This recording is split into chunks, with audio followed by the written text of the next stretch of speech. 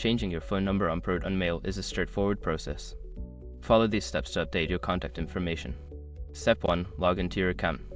Access the ProtonMail website or app and enter your login credentials to sign into your account. Step 2. Go to Settings. Once logged in, locate the Settings icon, usually found in the top right corner of the screen. Click on it to open the Settings menu. Step 3. Navigate to Security. In the Settings menu, find and select the Security tab. This section contains options related to account security and recovery. Step 4. Update phone number.